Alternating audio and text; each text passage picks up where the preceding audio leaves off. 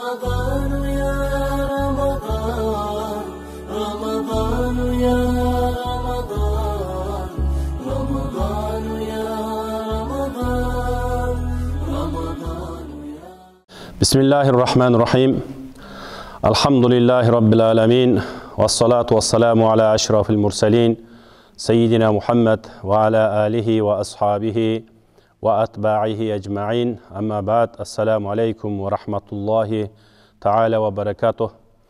Урматтуу мусулман бир туугандар, баарыңыздардын Рамазан айындагы кармап жаткан орозолоруңуздар, жакшы ибадаттарыңыздарды, ушул күндөрдө кылып жаткан ихсан жакшылыктарыңыздарды Аллахым өзү кабыл кылган болсун. Аллахка көптөгөн мактоолор, көптөгөн шүгүрлөр айтабыз. Аллах Таала бизди мына ушундай касиеттүү, берекелүү болгон, өзү пенделери үчүн ушундай белек кылган Рамазан айына Аллахым бизди жеткирип, ушул күндөрдө ибадат кылышка Аллахым мүмкүнчүлүк берди. Аллахка көп мактоолор жана шүгүрлөр айтабыз.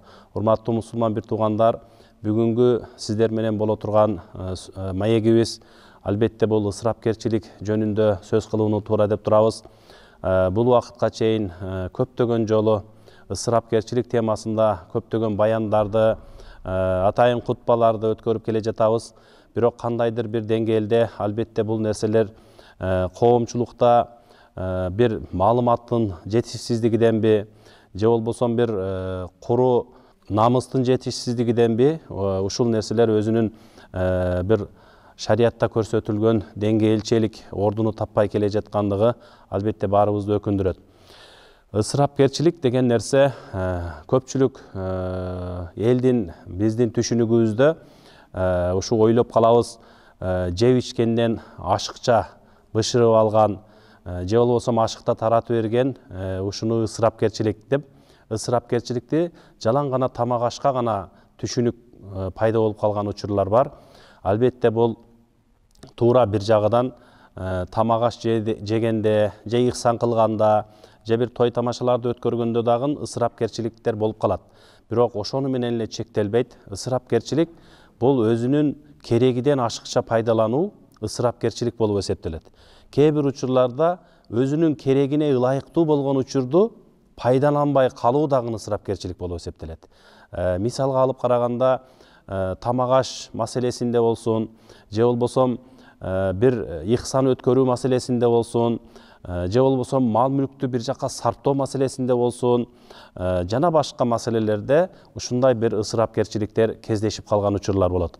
Аллах субханаху ва таала өзүнүн Кур'ан аяттарында айтат: "Астагфирулла, кулу вашробу ва ла тусрифу, инналлаха ла юхиббул мусрифин." Силер жегиле, ичкиле, бирок ысырапка жол бербегиле. Аллах Таала ысырап кылгандарды жакшы көрбөйт деп Аллах Таала Кур'анда айтат. Албетте бул аяттагы сөздүк мааниси жегиле, ичкиле, бирок ысырап кылбагыла деген, бул биз жокоруда сөз кылган жеп ичкенге, тамак ашка байланыштуу ысыраптарга далил боло алат десек жаңылышпайбыз. Аллах Таала Кур'анда айтат: "Силер каалаганча жегиле, каалаганча ичкиле, бирок ысырап кылбагыла." Ошо жеп ичкенден калган нерселериңерди дагы бир ысырапкерчилик кылып төгүп чачып салбагыла. Же болбосо өзүңөрдүн жеп иче турган деңгээлиңерден ашыкча нерселерди бышырып, аны кор кылбагыла деп Аллах Таала Кур'анда айткандай. Албетте бул жеп ичкенден тышкары дагы Аллах Таала кээ бир инсандарга мал мүлк берет экен, дөөлөт берет экен, байлык берет экен. Ошо байлыкты иштетүүдө дагы, же болбосо жөнөкөй эле бир имарат салууда дагы, жана башка ушундай бир иш аракеттерди кылууда дагы мына бүгүнкү күндө көптөгөн бир кооз имараттардын салынып жаткандыгы, же болбосо ушуга окшогон маселелерде дагы өзүнүн керегиден ашыкча нерселерди пайдалануу, же болбосо ашыкча нерселерди иштетүү, бул дагы ошо исрафка кирип калат экен, урматтуу туугандар. Исраф мал мүлктө болушу мүмкүн экен, исраф өмүрдө болушу мүмкүн экен. Өмүрүңүздү эч бир пайдасыз нерселерге иштетип койсоңуз, ошо өмүрүңүзгө болгон кайдыгерлик ошол дагы исраф болуп эсептелет экен.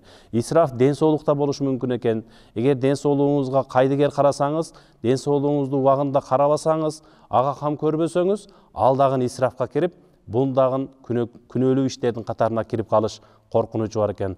Ошондой эле убакыттын исраф болушу, кээ бир убакыттарда бир болбогон бир оюн зооктор менен же болбосо бир жашооңузга же ахиретиңизге бир пайда келтирбей турган амалдар менен алектенип калып, ошол убакытты өткөрүп калсаңыз, албетте бул дагы ошол убакытка болгон сиздин кайдыгерлигиңиз жана убакыттын исраф болгондугуну айгинелейт. Ошондуктан урматтуу мусулман бир туугандар, исраф маселесинде ушу көбүрөөк көңүл бөлүп, ушуга жол бербөөгө аракет кылсак жакшы болот. Жөнөкөй эле мындай тамак аш жеген учурда дагы Пайгамбарыбыз саллаллаху алейхи вассалам тамак аш жегендин адебини ушу бир инсандын курсагы 3кө бөлүнүп турганы жакшы дейт. Анын бир бөлүгү тамак аш болсо, экинчи бөлүгү суу менен толсо, үчүнчү бөлүгү аба жутуп турганга орун калса деп пайгамбарыбыздын сүннөтү. Ушул нерсенин чегинде эгер элдин баары тамактанса, албетте бул исрафка кирбейт экен туугандар. Ошону менен бирге мына суу иштетүү маселесинде жана башка бир бардык эле маселелерде бул исрафкерчиликке жол койбоо эң чоң мааниге ээ. Пайгамбарыбыз саллаллаху алейхи вассаламдын учурунда Саад ибн Абу Ваккас разияллаху анху ушинтип ойлочу экен. Бардык нерседе исраф болсо керек. Бирок Аллахка жакындык болуш үчүн даарат алганда, ошо дааратка кеткен суу Аллахка ибадат кылыш үчүн болгондуктан ошо сууда исраф болбосо керек деп ойлойт экен. Күндөрдүн биринде Пайгамбарыбыз саллаллаху алейхи вассаламдан сурап калды дейт Саад ибн Абу Ваккас: Аллахтын расулу, ушул дааратка кеткен сууга ысрафкерчилик барбы же ага канча кааласак иштетип жуунсак болобу дегенде, Пайгамбарыбыз айтты: ооба, Саад ибн Абу Ваккас, дааратка алынган сууда дагы ысрафкерчилик болот.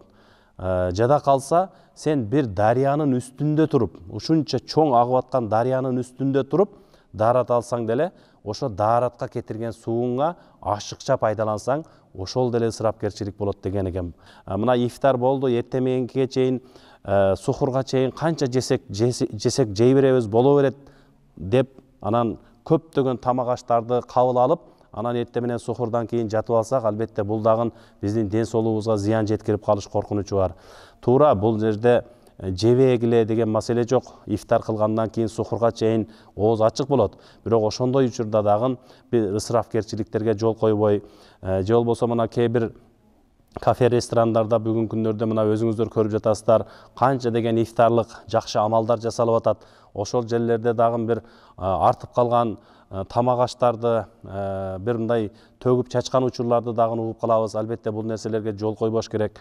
Мүмкүн ошого бир муктаж болгон, ошол даам менен бир күн орозо кармап, же болбосо 10 күн орозо кармап калганга мүмкүнчүлүгү чектелген, ошого муктаж болгон үй бүлөлөр болушу мүмкүн. Ошондуктан ошол ихсандардан арткан кээ бир тамак аштарды дагы суул муъмин халал дейт. Момундардын кешиги адал болот дейт. Момундардан, мусулмандардан калган кешиктерди башка бир ушундай муктаж кишилерге берип, ошо исрафкерчилик кылбасак, аябай жакшы амалдарды жасаган болуп эсептелебиз. Аллах Таала Кур'анда айтат: Инна Аллаха ла юхиббул мусрифин дейт. Аллах Таала исраф кылгандарды жакшы көрбөйт дейт.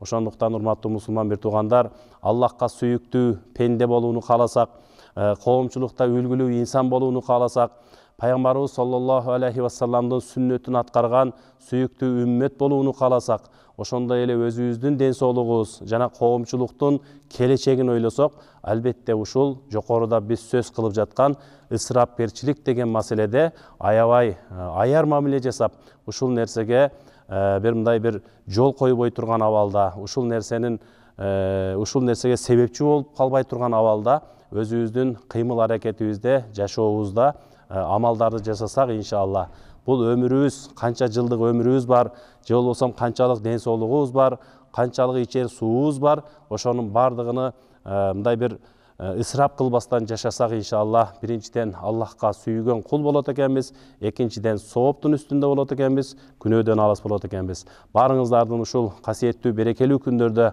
кармап жаткан орозоңуздарды Аллахым өзү кабыл кылсын. Ар бир үйгө Аллахтын берекеси, жакшылыгы жаасын. Кудай Таалам келечекте, ахиретте ошо исрап кылган күнөөкөр пенделердин катарынан эч кимибизди жолуктурбасын. Ассаламу алейкум ва рахматуллахи таала ва баракатух.